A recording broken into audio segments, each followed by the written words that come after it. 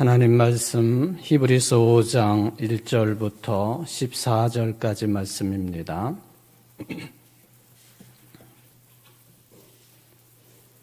히브리서 5장 1절부터 14절까지 교독합니다.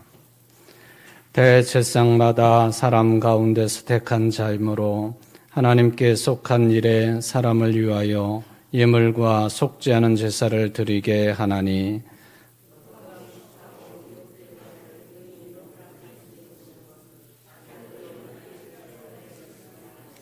그러므로 백성을 위하여 속죄제를 드림과 같이 또한 자신을 위하여도 드리는 것이 마땅하니라.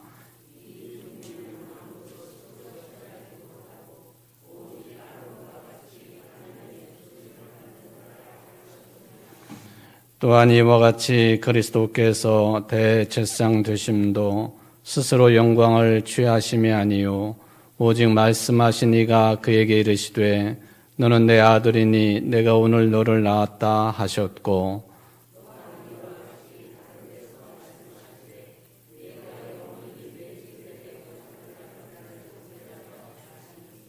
그는 육체에 계실 때에 자기를 죽음에서 능히 구원하실 이에게 심한 통곡과 눈물로 간구와 소원을 올렸고 그의 경건하심으로 말미암아 들으심을 얻었느니라.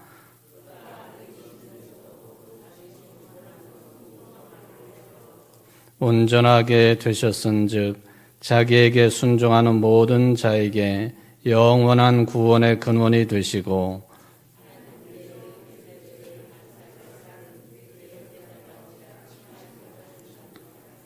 멜기세덱에 관하여는 우리가 할 말이 많으나 너희가 듣는 것이 둔함으로 설명하기 어려우니라.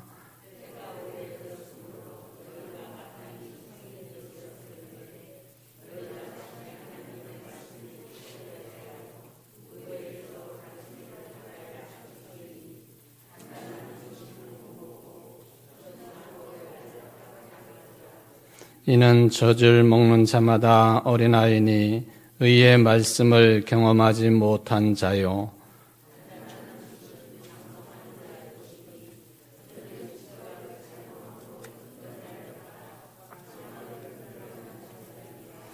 아멘. 지난 수요일까지도 실은 5장 말씀을 교독을 했지만은 아직도 4장 말씀을 이제 그 내용상으로는 다 벗어나지를 못하고 있기는 합니다. 오늘 4장 그 14절 이하의 내용 말씀들을 조금 더 살펴보고 그리고 5장 내용으로 넘어가 보도록 하겠습니다. 지난 수요일 날 제가 여러분들에게 전해드렸던 내용을 지난 주일 예배 설교 시간에도 일정 부분을 좀 인용을 하고 반복을 해서 전해드린 내용이 있습니다. 예수님의 본질, 예수님의 정체성 두 측면이 있는데 하나는 이것이고 또 하나는 저것이다.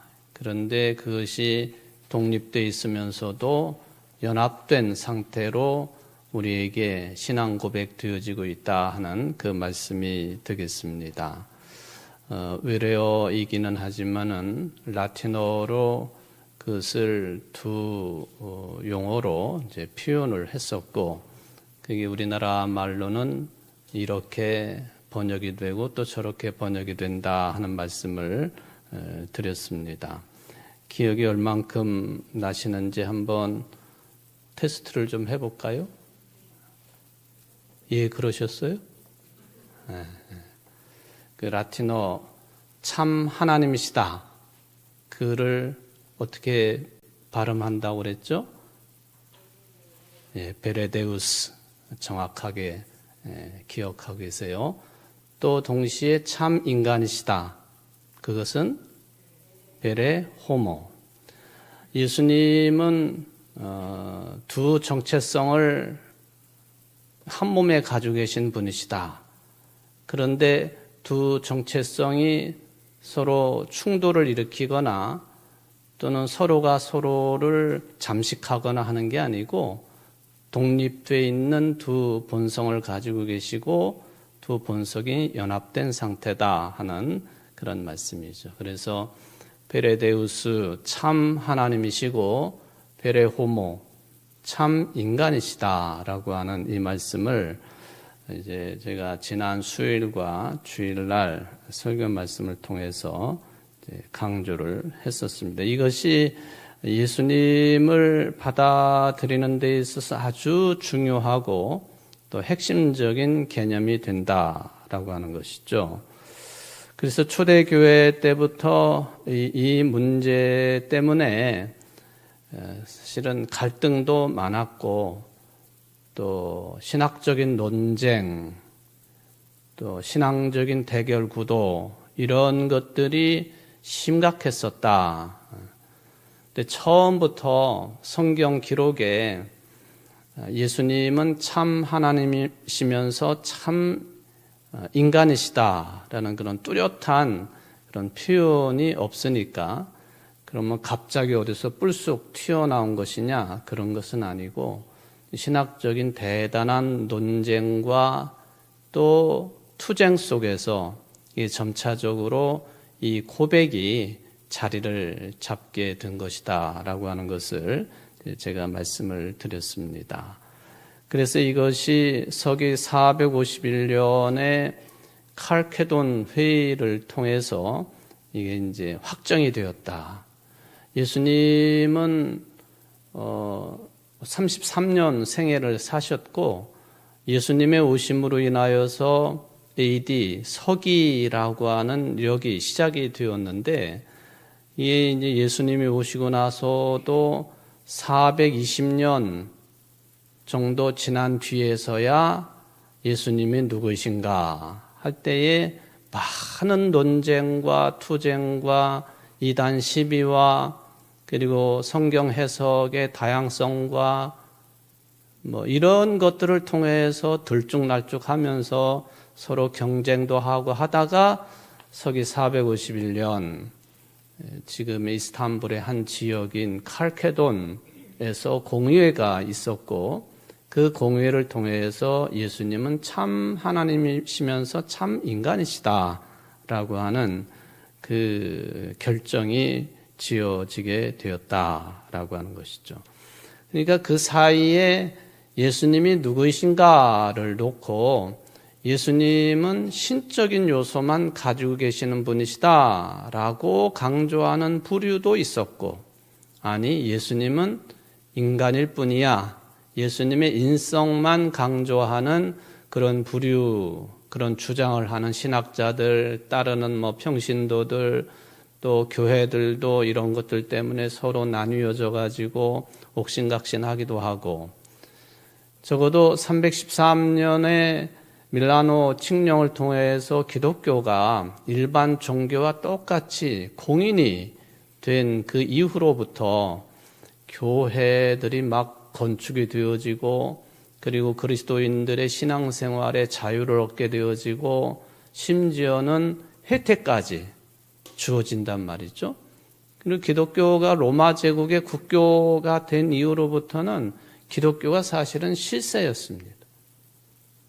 기독교인이면은 공무원으로 취직하는데도 혜택을 주어지게 되고, 세금 혜택도 주어지게 되고, 뭐 등등등 수많은 혜택들이 주어지는 속에서 이제 정말로 중요한 문제, 예수님이 누구이신가 하는 문제를 가지고 많은 그런 그 갈등 구조 속에 있었다라고 하는 것을 말씀을 드릴 수가 있겠습니다.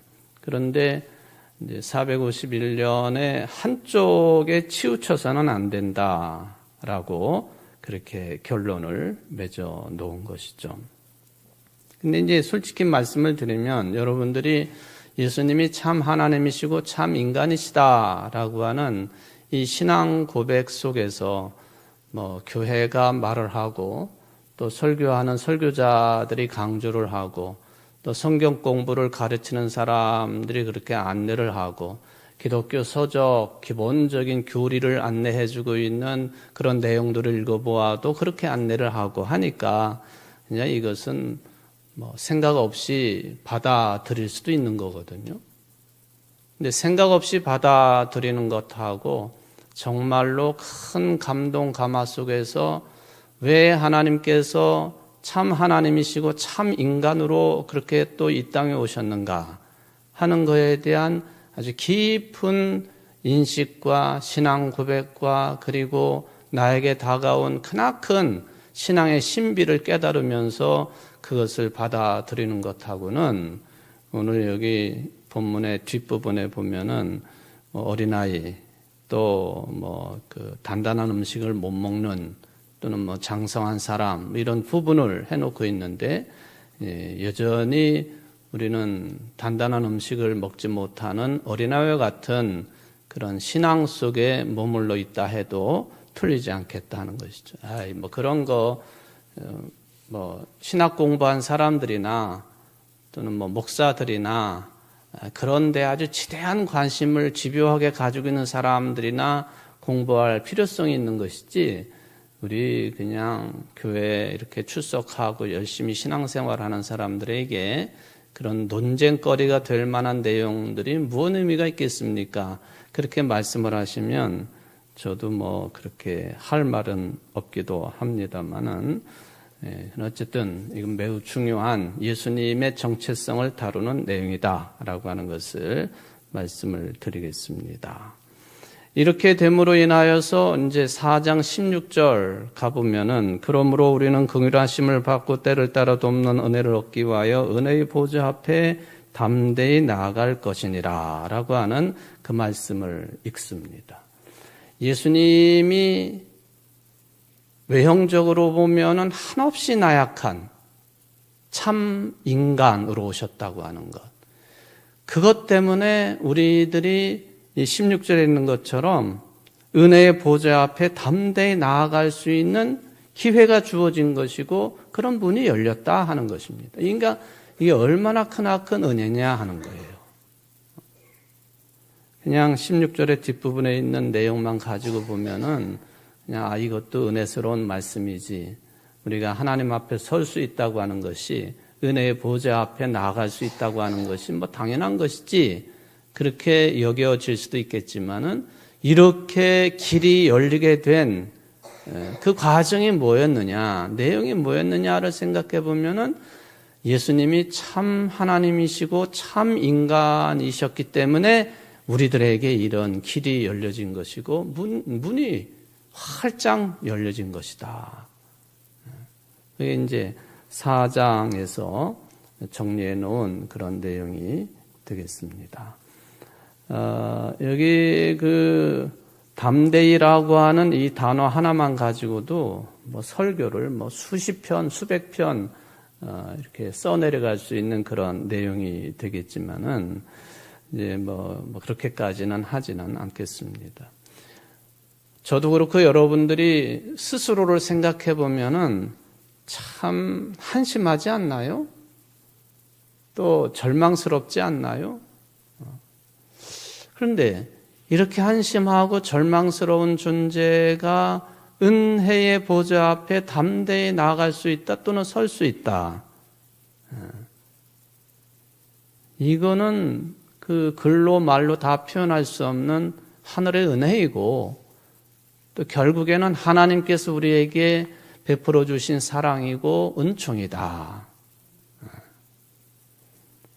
그럼 이제 이게 구약적인 개념이 들어있기는 하지만은 오늘도 수요일 저녁인데 히브리서 공부를 위해서 또 예배를 위해서 이 자리에 나오셨는데 이것 자체가 사실은 은혜의 보좌 앞에 나온 거거든요.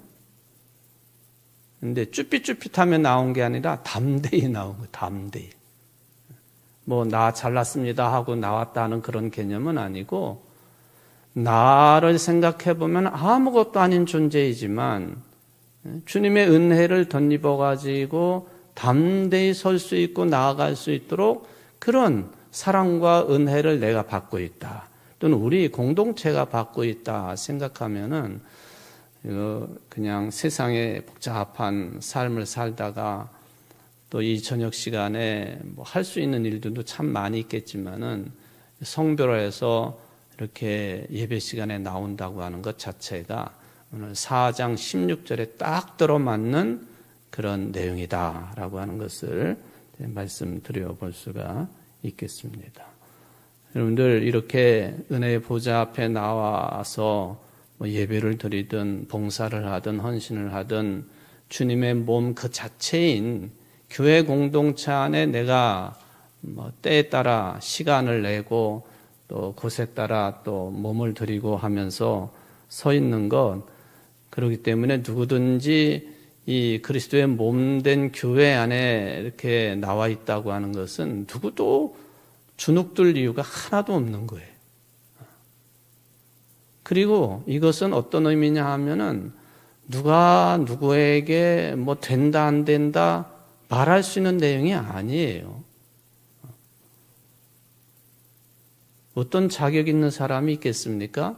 주님 앞에 선다고 하는 것이 자격자는 아무도 없지만 주의 은혜로 담대하게 이렇게 나올 수 있다라고 하는 이 기독교 신앙의 굉장히 중요한 토대가 되고 있다라고 하는 것, 이것을 깊이 깨닫고 우리 각자가 개인도 이러한 은혜를 깊이 깨닫고 또 우리 교회 공동체 전체가 이런 신앙의 분위기에 감싸져 있다고 한다면 거기에 자유함이 있고 또 평화가 있고 또 거기에 자비로움이 있고 연민이 있는 것이고 존중이 있는 것이고 그런 것이다라고 하는 것을 생각해 볼 수가 있겠습니다.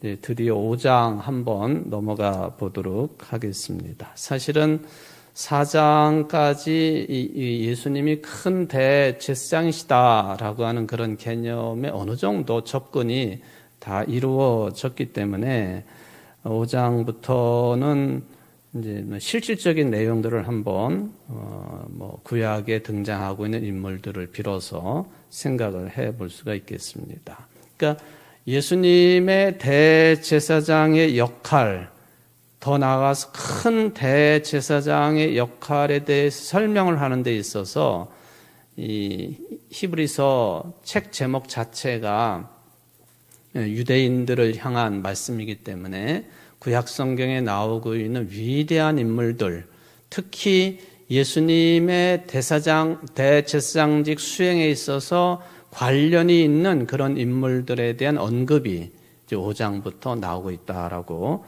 보시면 되겠습니다. 두 사람이 등장을 하는데 첫 사람이 아론이고요. 두 번째 사람이 오늘 본문 읽으면서 사람 이름 또 하나 나왔죠? 멜기세덱이라고 하는 사람입니다. 아론과 멜기세덱, 이 두 사람을 통해서 예수님의 대제사장직의 역할을 설명해 주고 있다는 것이죠. 여러분, 아론은 누구의 형이었죠? 모세의 형이었죠. 모세의 형. 출애굽기에 아론이 자주 등장을 합니다. 물론 창세기, 출애굽기, 레위기, 민수기, 신명기까지 우리가 흔히 이 책들을 율법서라 그렇게 부르기도 하지만은 옛날부터 모세오경이라 그렇게 부르기도 하지요. 그냥 오경이라고도 부르지만은 특히 이 한 사람 모세 이름을 붙여가지고 모세오경이라 그렇게도 부릅니다. 그만큼 이 창세기부터 신명기까지의 마치 주인공처럼 자리매김이 되어 있는 인물이 모세입니다. 뭐 이는 부인할 수가 없죠. 반면에 모세의 형임에도 불구하고 이 아론에 대한 이야기는 별로 없어요. 사실은 등장하기는 하지만은 그가 아론이 어떻게 자라났는지 뭐 어린 시절의 이야기라든지 뭐 이런 얘기는 전혀 나오지 않습니다. 모세가 유대인 가정에서 태어나 가지고 이제 그 울음소리가 우렁차게 되니까 다 그 나이 또래 아이들은 다 죽음을 맞이할 수밖에 없었는데 모세는 숨겨져 가지고 그렇게 자라나면서 울음소리가 이제 우렁차게 되니까 어쩔 수 없어 가지고 모세의 어머니가 모세를 갈대상자에다 역청을 발라가지고 그리고 유대인 표식이 나는 그런 담요를 덮어서 나일강에다 띄우고 그 누이인 미리암이 그것을 지켜보고 있었고 결국에는 바로의 공주가 모세를 이렇게 건져가지고 바로 궁정에서 왕자로 40년 동안을 생활을 했다 하는 기록은 너무나도 유명한 이야기로 만들어도 너무나도 재미있는 그런 이야기죠. 근데 이게 모세의 어머니가 모세를 나일강에 띄우는 그런 아주 위험천만한 상황 속에서 그 남자로서 아론은 등장하지 않습니다. 누이 미리암만 등장하는 거죠. 아론은 나오지 않아요. 그냥 그 모세의 형으로서 그냥 살았겠구나. 그 정도밖에 우리가 알 수 있는 내용이 거의 없습니다. 성경의 기록이 아론의 무슨 과거사라든지 이런 거에 대해서 별 관심이 없었다라고밖에는 우리가 해석할 수밖에 없겠는데요. 고센 땅에 바로가 그 요셉 그리고 그의 아버지 야곱 일가를 농사 짓는 땅인 고센 지역에서 목축업을 할 수 있도록 그렇게 허락을 해서 거기서 유대인들이 이제 생활을 하고 야곱의 후손들이 70여 명이 넘어갔다가 이제 수백만 명이 되는 그런 역사를 이루게 되는데 그냥 고센 지역에서 부모님이랑 같이 살았든지 또는 같은 민족끼리 삶을 일반적으로 영위했든지 그 정도 생각밖에는 할 수 없는 거죠. 그러다가 이 아론이 결정적으로 등장을 한 때가 뭐냐? 이게 출애굽기 3장부터 나오는 내용이지만은 하나님께서 모세를 미디안 광야에서 부르시잖아요. 호렙산에서 하나님을 대면을 한 모세, 그때 나이가 80이었는데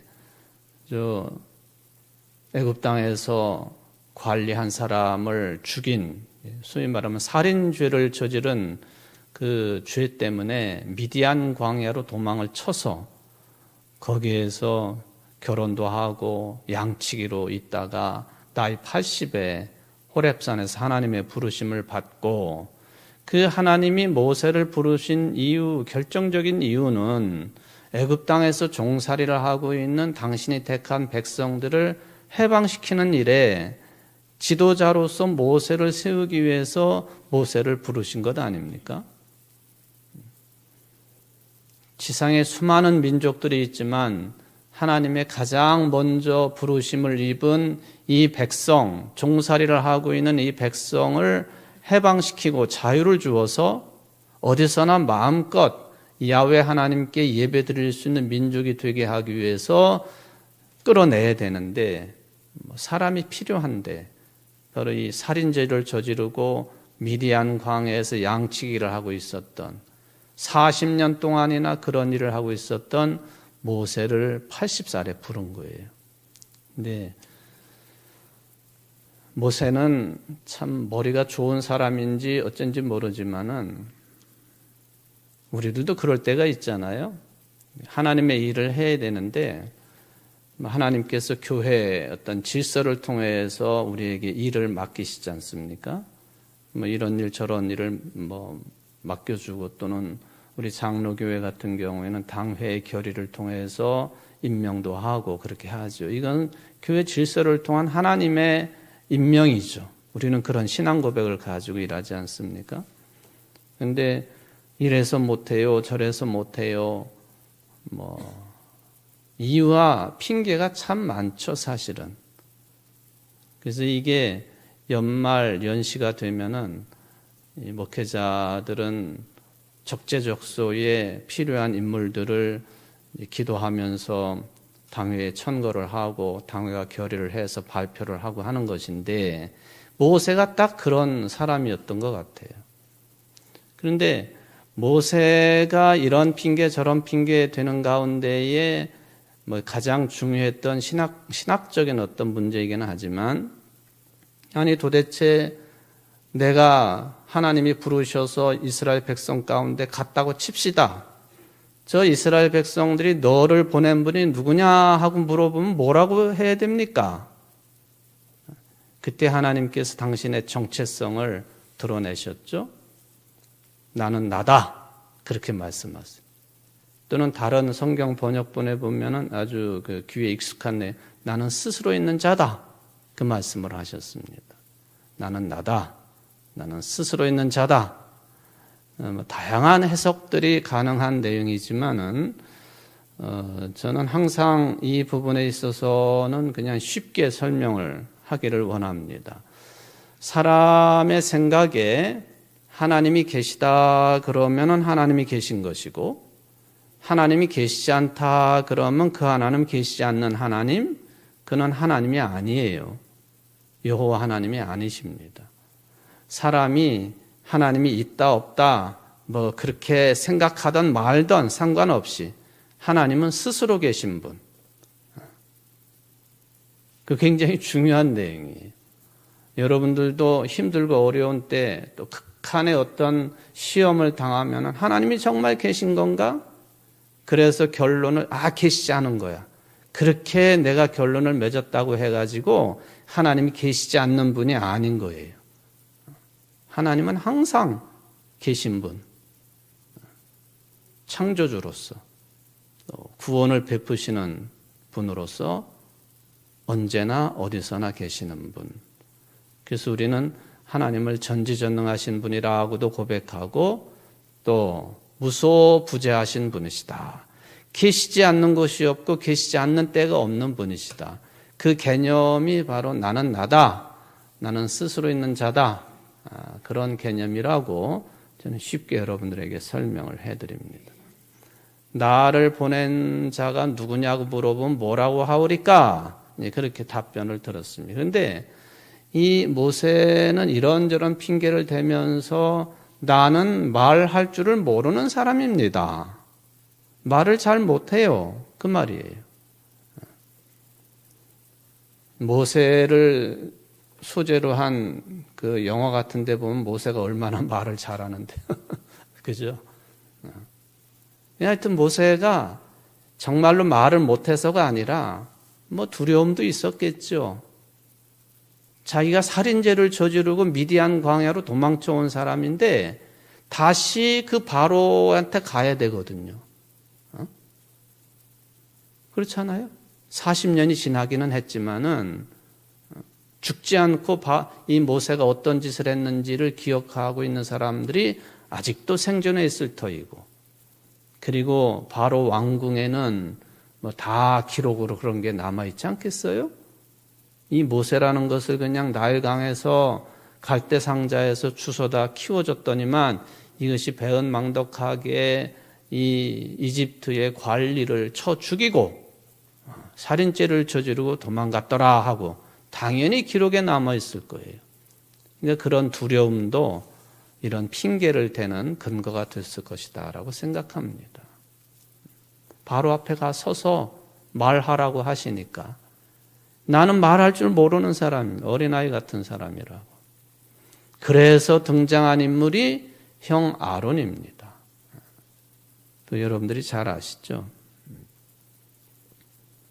네 형이 있다.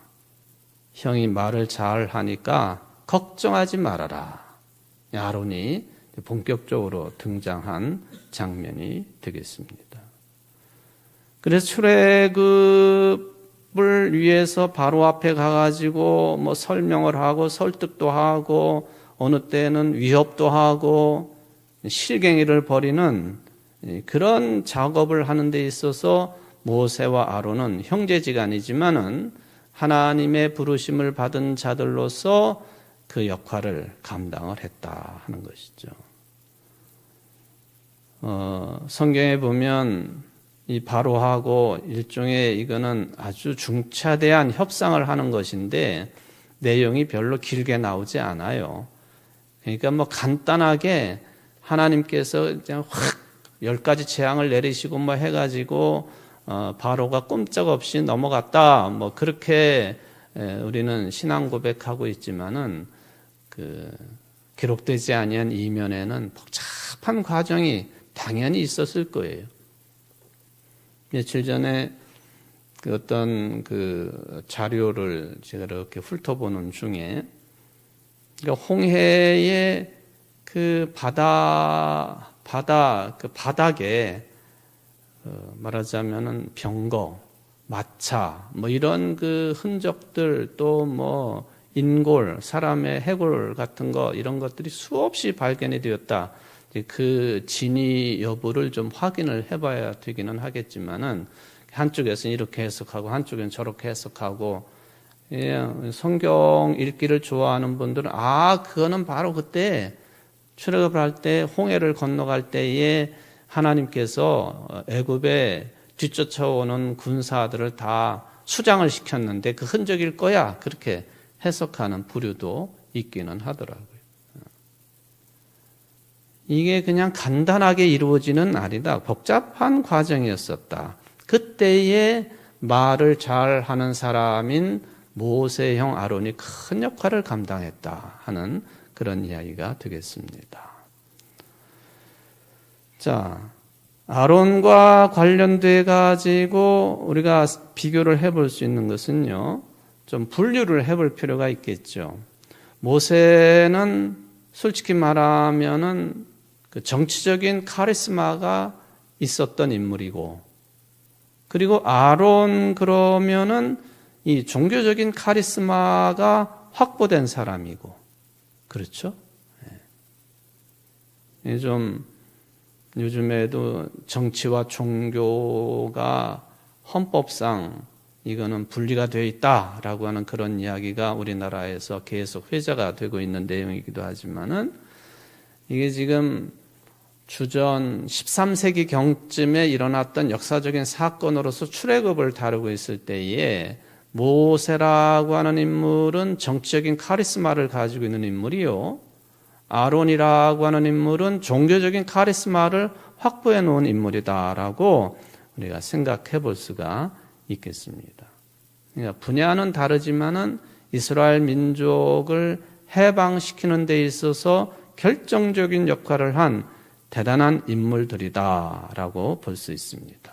자, 종교적인 카리스마를 아론이 가지게 되었다라고 할 때에 제가 자주 언급하고 있는 내용이지만은 여러분들 대속죄일 때에 대제사장이 지성소에 1년에 딱 한 번 들어간다고 그랬잖아요.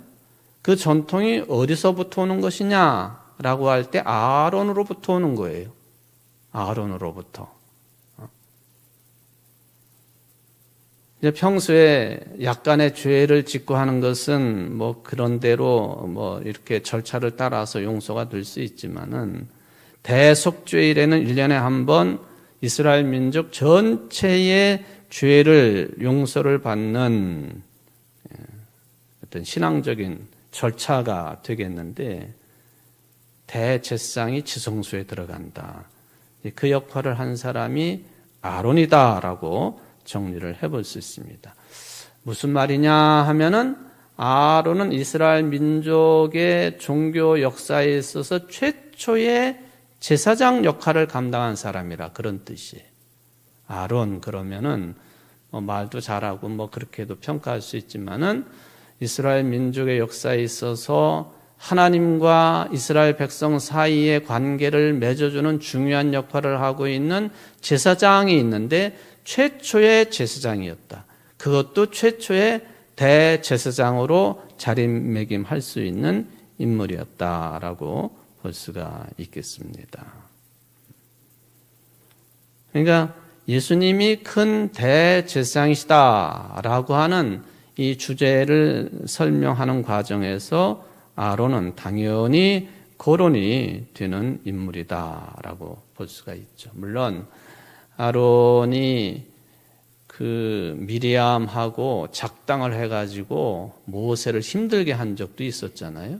그렇죠? 기억나시죠, 여러분들?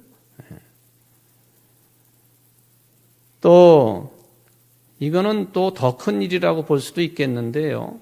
모세가 시내산에서 하나님을 대면하면서 십계명을 받는 그 과정 속에서 그 산 아래에서는 어떤 일이 벌어졌었죠? 금송아지를 만들어 놓고, 그리고는 금송아지가 우리 이 민족을 출애굽시킨 하나님이다, 그렇게 춤추고 난리를 치는 그런 장면이 모세는 지금 하나님을 대면하는 과정 속에서 산 아래에서 벌어진 일입니다. 물론 아론이 주도적으로 그 일을 했다, 그렇게 보기는 어려워요. 백성들이 두려움에 사로잡혀서 지도자 모세는 보이지 않고, 이게 광야의 삶이라고 하는 것은 녹록지 않은 것이고 미래가 어떻게 될 것인지에 대한 그 극심한 두려움 속에서 눈에 보이는 신적인 존재라도 하나 만들어야 되겠다 해가지고는 이제 이런 일이 벌어진 것인데, 그게 아론이 거기에 그런 잘못에 이제 끼어 있는 인물이다 하죠.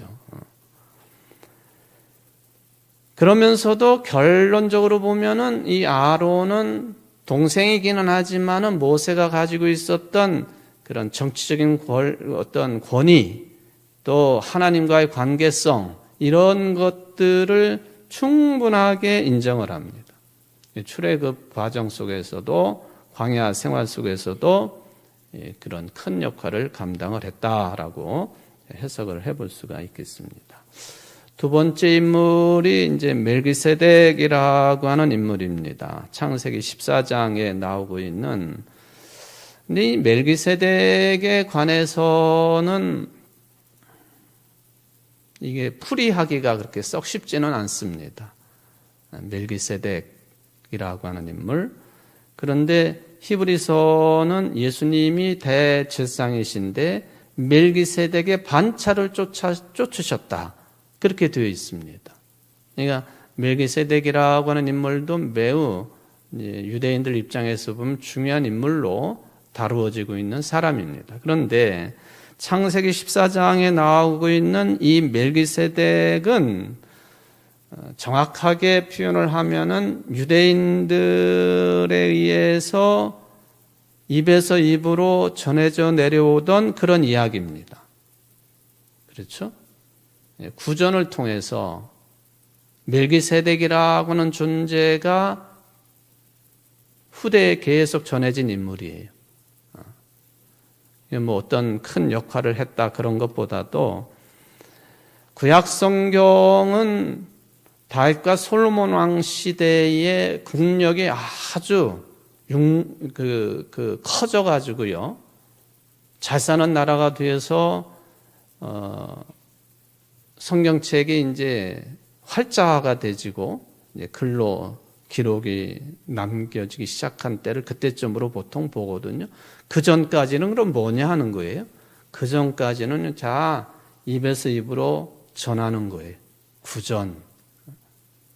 그 단계가 굉장히 오래됐다 하는 것이죠.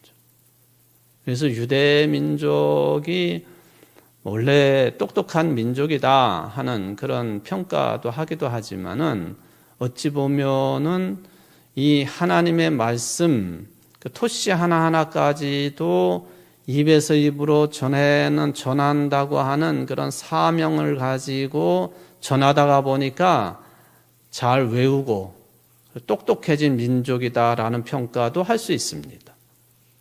입에서 입으로 전한다는 게 얼마나 중요한 과정입니까?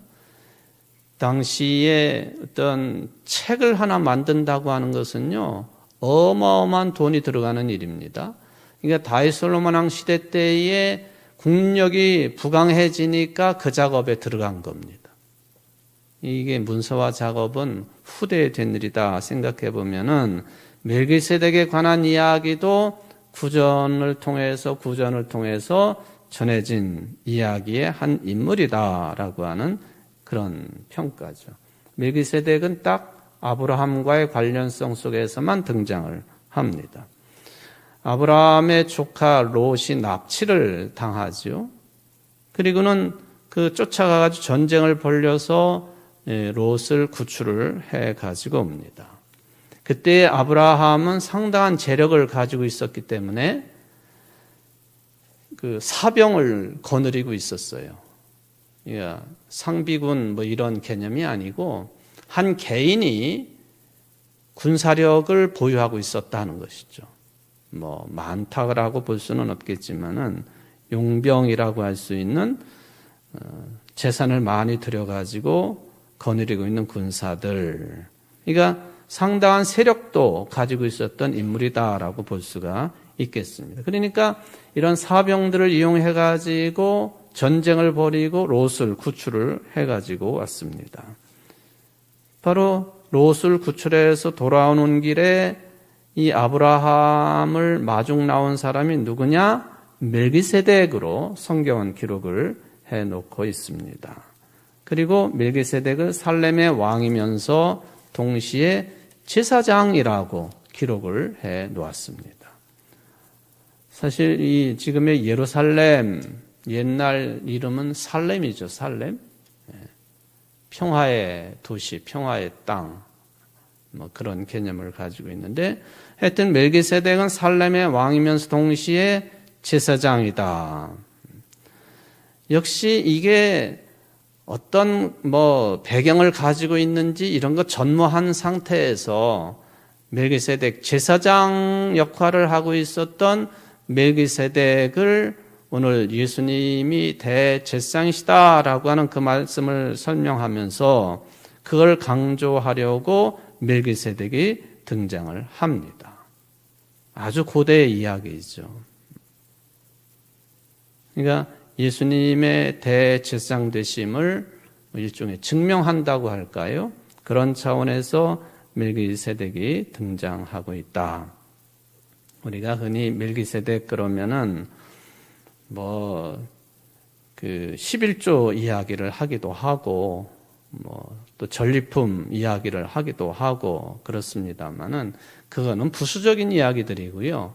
지금 히브리서에서 멜기세덱이라고 하는 인물을 등장시킨 결정적인 이유는 제사장이라고 하는, 그리고 예수님이 대제사장이시다라고 하는 것을 설명하는 데에 제사장인 멜기세덱이 등장했다라고 하는 것을 생각해 보면 좋겠습니다. 성경을 읽으면서 또는 성경 공부를 하면서 핵심을 놓쳐버리고 주변 것들을 이렇게 건드리다가 보면은 정말 우리가 이렇게 딱 잡아야 될 것을 놓치는 경우가 참 많은데, 멜기세덱 전리품 11조 이런 데 빠져버리면 그가 제사장이었고 예수님이 대제사장으로서의 연결점을 가지고 있다 하는 것을 히브리서 기록자는 그것을 딱 연결을 시켜놓은 내용이 멜기세덱이다 하는 것을 확인해 볼 수가 있겠습니다. 이제 다음 시간 한 번 더 해야 될 것 같습니다. 이게 이제 마지막의 내용인데요.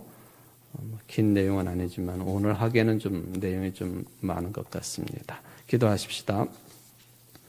사랑의 하나님 아버지, 감사를 드립니다. 히브리서 기자가 오늘 예수님이 큰 대제사장이시다라고 하는 그 말씀을 전하면서 이제 아론도 등장되었고 멜기세덱도 등장이 되었습니다. 최초의 제사장이었던 아론, 그리고 대제사장 역할을 감당한 아론, 그리고 살렘의 왕으로서 제사장이었던 멜기세덱, 이 모든 것들은 예수님이 큰 대제사장 되신다라고 하는 것을 설명하기 위한 보조 장치로서 등장한 인물들입니다. 예수님이 오셔서 한 인간으로 오셔서 연약한 모습이었지만은 참 하나님으로서 그분이 고난받고 죽으셨지만 부활하심으로 우리가 그분을 그리스도로 믿을 때에 그 은혜로 말미암아 은혜의 보좌 앞에 담대히 설 수 있고 나아갈 수 있다라고 하는 그 은총의 말씀을 오늘 받았습니다. 우리들이 교회 생활을 하고 신앙의 삶을 산다고 하는 것이 나 자신을 실질적으로 뜯어보면 아무것도 아닌 존재예요. 늘 비겁하고 어리석고 그리고 자기 중심적이고 교만하고, 그런데 믿음을 허락하여 주시어서 예수를 그리스도로 믿는 믿음 가운데 참 하나님 되시고 참 인간 되시는 그분의 은혜로 우리가 이 하나님 앞에 나와 설 수 있다고 하는 그 은혜를 누리고 있사오니 늘 감사히 여기며 또 평안을 누리게 하시고 또 교회를 통한 신앙생활에 있어서도 모두 다가 똑같은 처지에서 이런 은혜 가운데 거하고 있음을 잠시도 잊지 아니하고 다 그래서 격려하고 도와주고 사랑하며 평화스러운 교회 생활을 해나갈 수 있는 모든 청주 제1교회 성도들의 삶이 될 수 있도록 도와주옵소서. 예수님의 이름으로 간절히 기도하옵나이다. 아멘.